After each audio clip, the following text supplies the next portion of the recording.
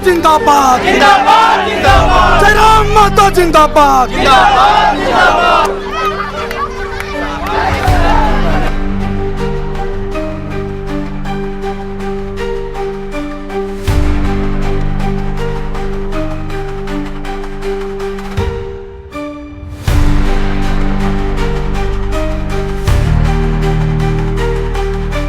हेमंत सोरेन जी भ्रष्टाचारी है और भ्रष्टाचार को जन्म दे रहे हैं। जिसका पूर्वज ने इस राज्य के लिए लड़ा है, जिसका त्याग हुआ है, बलिदान हुआ है, शहीद हुआ है, वैसे आंदोलन, वैसे परिवार के आंदोलनों को टीएससी में विशेषज्ञ बनाया जाए और वैसे सलाहकारों के साथ झारखंड में नीति कानून बनाया जाए।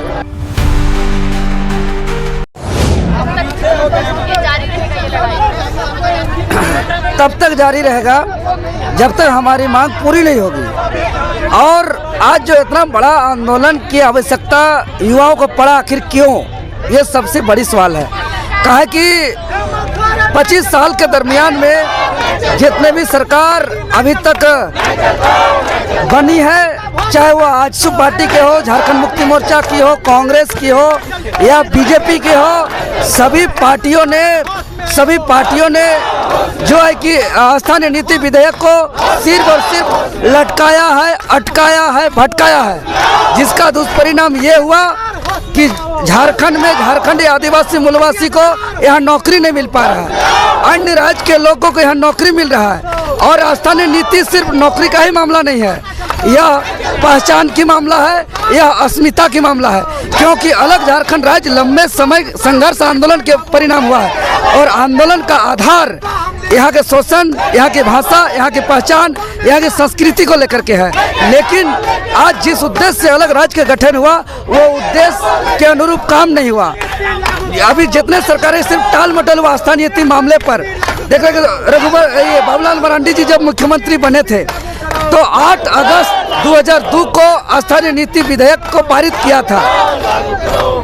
उन्होंने जिला का अंतिम सर्वे रिपोर्ट में जिसका नाम दर्ज है उसी को उस जिला का स्थानीय व्यक्ति माना था। लेकिन एक याचिका के आधार पर 23 नवंबर 2002 को माननीय हाईकोर्ट से वो निरस्त होता है। लेकिन बाबूलाल मरांडी जी ने, तत्कालीन सरकार ने इस पर उदासीन रवैया अपनाया, उसमें सीरियस नहीं रहा, उसको लेकर के जो है कि कानूनन लड़ाई नहीं लड़ा, जिसका दुष्परिणाम यह हुआ कि 25 साल तक मामला लटकते रहा, अटकते रहा, भटकते ही रहा।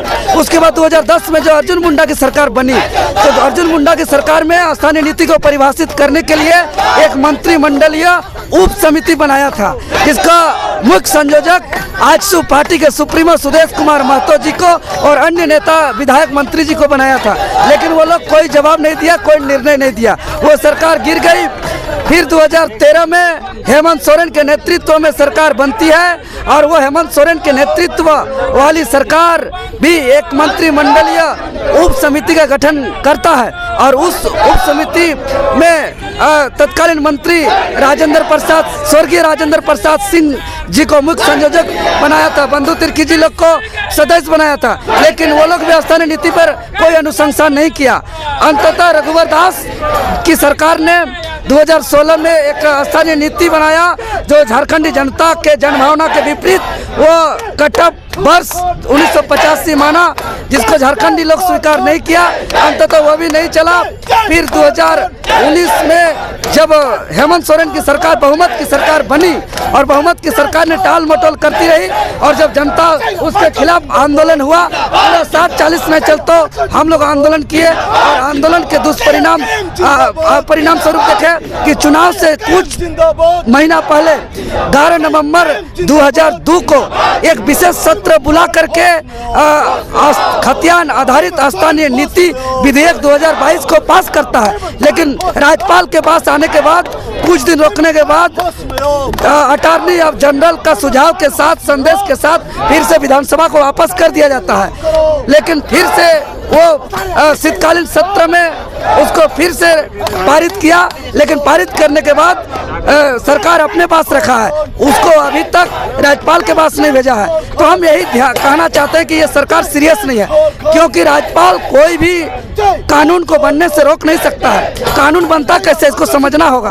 कानून को विधानसभा में विधेयक को पास करने के बाद उसको राज्यपाल से मंजूरी का आवश्यकता पड़ता है। लेकिन इतिहास में यह भी देखा गया है, 2 महीना पहले तमिलनाडु की सरकार ने एक विधेयक को पास किया था, 12 विधेयक को, और 12 विधेयक तमिलनाडु के राज्यपाल ने रोक के रखा, 10 को, और 2 को राष्ट्रपति के पास भेजा था। फिर तमिलनाडु की सरकार ने हूबहू बिना संशोधन का फिर से पारित करके भेजा। तब 10 का 10 विधेयक को जब राष्ट्रपति के पास भेजा तो वहाँ की सरकार सुप्रीम कोर्ट गई, तो सुप्रीम कोर्ट ने यह हवाला देते हुए कहा कि कोई भी राज्यपाल किसी विधेयक को बनने से, कानून को बनने से रोक नहीं सकता है, वह कोई राजनीतिक प्रेरित काम नहीं कर सकता है। इसीलिए बिना राज्यपाल के मंजूरी का इतिहास में गवाह है कि दो तमिलनाडु में 12 विधेयक कानून बना है। तो ये सरकार करे, अन्यथा जेल के हम इस लड़ाई को आगे लड़ेगी। हम लोग सदन के अंदर भी लड़ रहे हैं। बजट सत्र के दौरान टाइगर जयराम महतो जी ने विधानसभा में उठाया था। हम लोग सड़क पर इस लड़ाई को लड़ रहे हैं, आगे और जोर शोर से लड़ेंगे। शराब नीति नहीं चलेगा। शराब नीति के लिए अलग राज्य नहीं हुआ है। शराब नीति के लिए बिरसा मुंडा, सिद्धू कानू, फूलो जानो, चांद भैरव, निर्मल महतो, शक्ति सुनील महतो नहीं लड़ा है। वीर शिबू सोरेन, दिसुम गुरु शराब मुक्ति को लेकर के सनत समाज का गठन किया था, लेकिन आज उसका विचार का हत्या किया जा रहा है। शराब नीति को हम लोग स्वीकार नहीं करते हैं, इसको वापस लेना होगा, निरस्त करना होगा। चुनाव के 7 महीने के बाद आप लोग आंदोलन कर रहे हैं, क्या संकल्प लेके आए हैं? खतियान को लागू करा के ही अब छोड़ेंगे। अब खतियान जब तक लागू नहीं होगा तब तक इस लड़ाई को लड़ेंगे। और अभी कुछ दिनों के बाद शीतकालीन सत्र जो चलने वाला है, शीतकालीन सत्र में हम लोग लड़ाई को जोर शोर से लड़ेंगे। जेल कैंप पार्टी एक बड़े तर्ज पे आंदोलन कर रहा था खतियान के लिए। इस बार किस प्रकार का आंदोलन होगा? इस बार भी 60-40 लाइन चलता हो, खतियान आधारित स्थानीय नीति लागू करो, नियोजन लागू करो, झारखंडी को नौकरी दो, यहाँ कोयला बालू बेचना बंद करो, जमीन लूटना बंद करो, पेशा कानून लागू करो, सरना धर्म का लागू करो। यही लड़ाई चलेगा हम लोग का। और हम लोग शीतकालीन सत्र में हम लोग घेराव के लिए भी जाएंगे। पेशा कानून लागू होना चाहिए। झारखंडी आदिवासी मूलवासी का झारखंड है, आदिवासी यहाँ के बहुसंख्यक ने यहाँ त्याग दिया है, बलिदान दिया है, तो पेशा कानून लागू होना चाहिए। हम लोग मांग करते सरकार लाए, लेकिन कौन कौन विशेषज्ञ को लेके आता है, टीएससी में निर्णय लेके आता है शराब नीति का।